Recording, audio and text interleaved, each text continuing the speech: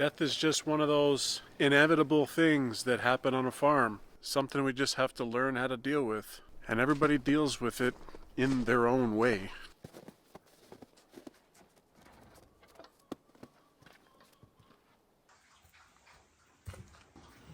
You're okay. Dexter, where's your friends?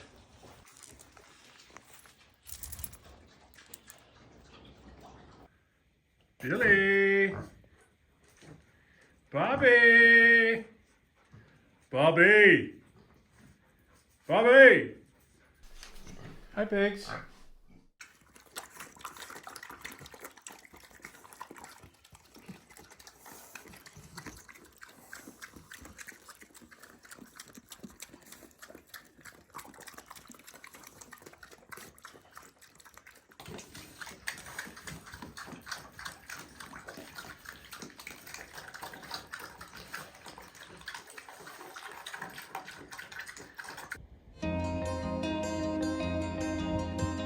Fuzzy!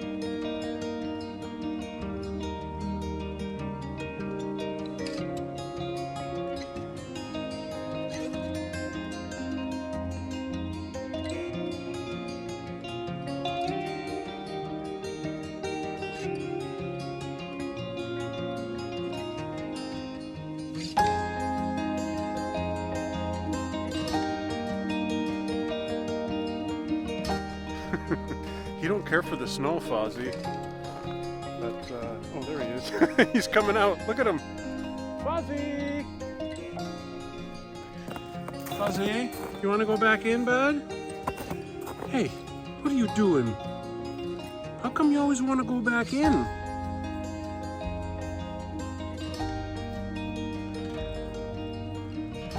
Okay.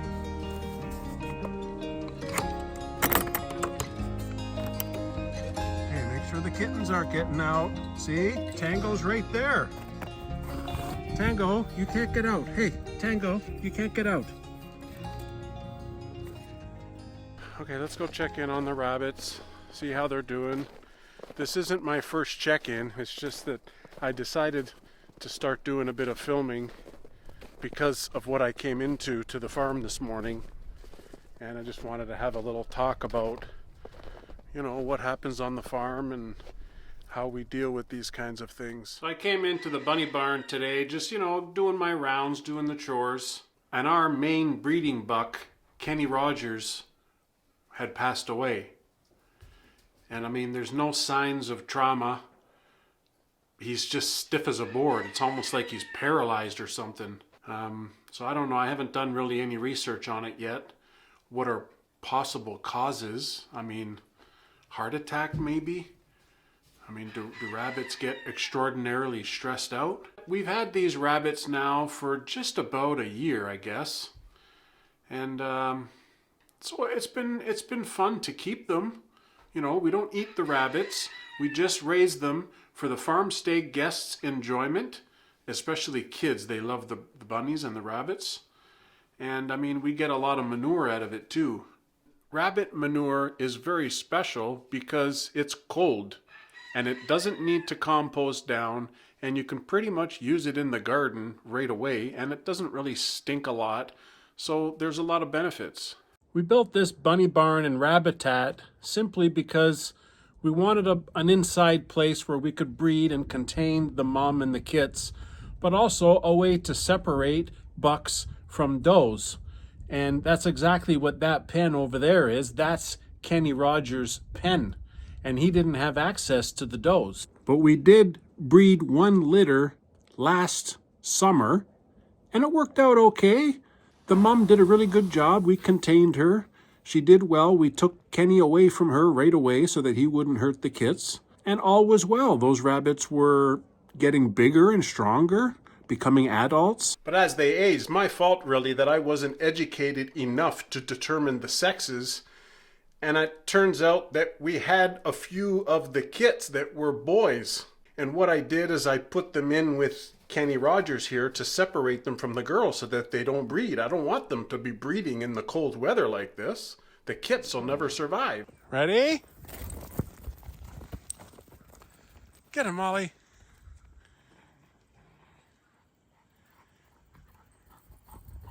I'm not sure if that's the reason why Kenny Rogers passed away. It's very sudden. I mean, I didn't really expect it at all. He didn't seem ill. I mean, there is one rabbit that's showing signs of ear mites, but that's not something that they're going to die over. That's just a little bit of a weakened immune system. So I don't know if I caused it. I certainly hope I didn't, but if I did, I'll just chalk it up to a lesson learned doing this homestead thing. And I don't know. So now inside that buck pen, we have the two bucks that I determined were bucks. There's one buck that I've moved in the barn, and that's the buck that's really showing some signs of ear mites. So I got to get some Revolution medication to treat that. And then now we're without Kenny Rogers. It's always a sad day when you lose an animal like that. It's not planned. We're not raising these rabbits as meat rabbits, so it's not something, you know, like it's not like chickens or ducks. What I'm trying to say really is that my darling and I really do love all of the animals. But that being said, we do have the ability, as most farm type people do, to separate livestock, you know, like meat animals versus pet type animals. And we also have the unique situation here of trying to turn this old hobby farm into a farm stay vacation rental. So that means some of the livestock type animals that we have are for that purpose. You know, attraction for teachings to kids and things like that. And an example of that are the geese, the rabbits, and the pigs. We have no intention on raising those for meat. Now, when it comes to pigs, I'll never say that I will never have, you know, feeder pigs that I'll raise for our own meat consumption, but not these pigs. Billy and Bobby, the mini pigs, they're Juliana mini pigs. They're specialized pigs. They don't get very big, and they're mainly used as pets.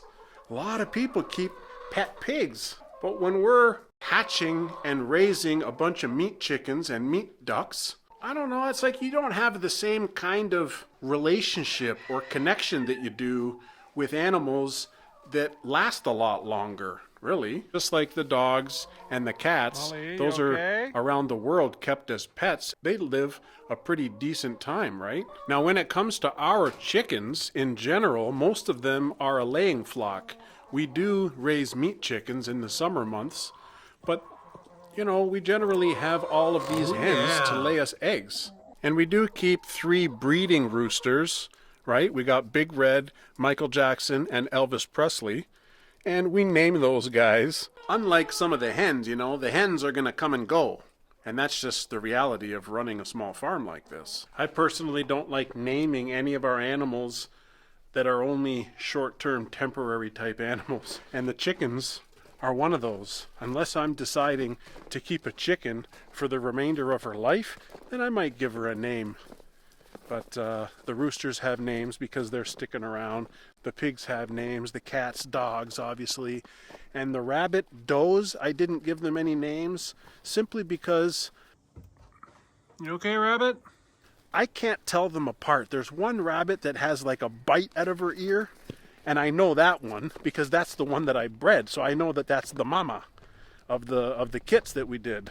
But for the most part, I can't tell those does apart. And now we have some of the younger does that one gave birth to. And they really all look alike.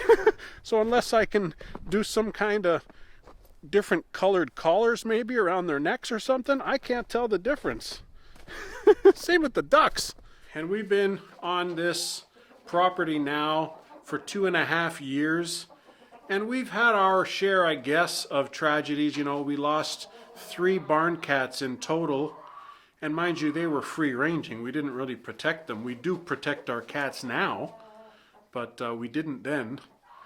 And you know, we've lost a chicken here, a chicken there, and now we've lost Kenny Rogers, the buck. We have lost a duck before. There was one duck just mysteriously died, and I mean, I think that's just a part of nature, just like humans. You know, it's genetics. Some people they die when they're 25. Some people they live until they're 100.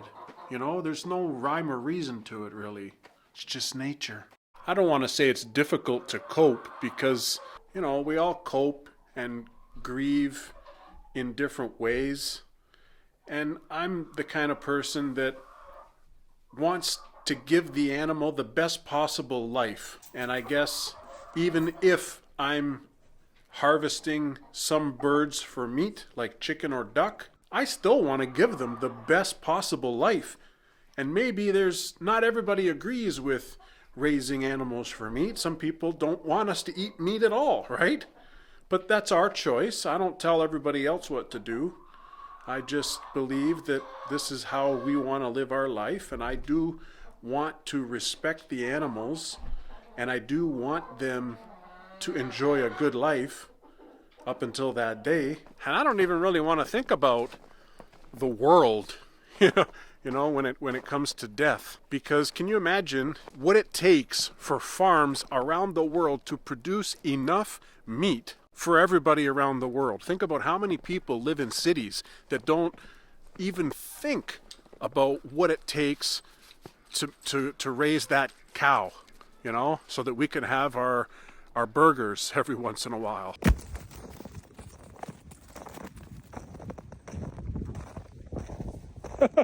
You wiped out! And that's one of the things that we've really been learning a lot about since developing our homestead here, to appreciate the food. We are raising the food, yes, but we have to appreciate what it takes to get on to the table. My wife and I used to live in a city. We used to just go to the grocery store, buy whatever we wanted, and we didn't really think about anything about farms or, like, what do they do to the animals? How do they treat the animals? These are all just things that we've started to learn a little bit about since working on this self-reliant lifestyle. What about big farms, like farms that have like 5,000 heads of cattle?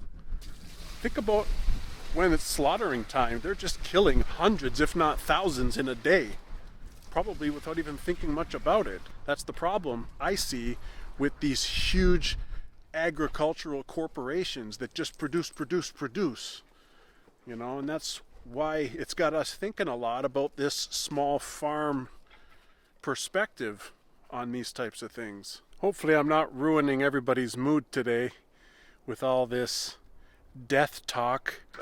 What happened this morning with Kenny Rogers, the buck rabbit, it just got me thinking, and I thought I'd just express my feelings about, how we handle this kind of thing on our small homestead here. And I don't know. Geese are one of those livestock animals that can live a long time.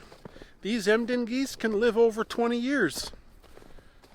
That's a long time. It's longer than a dog. And like I said earlier, we don't raise the geese for meat, but each one of those gooses is like over 20 pounds.